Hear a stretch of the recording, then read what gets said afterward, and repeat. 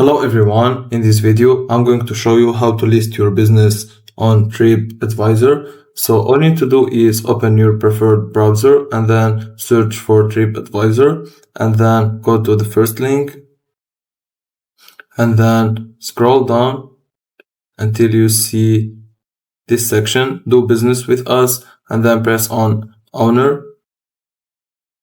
Now you need to put your business name, for example this one.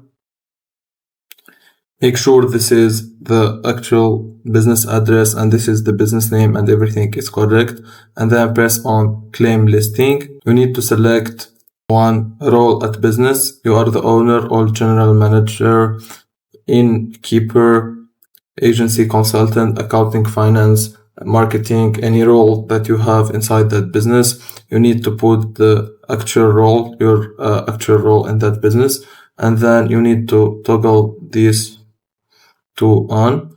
This one, if you want to send new reviews of this place, ways to improve its presence on TripAdvisor, you can toggle this on and then press on submit and continue.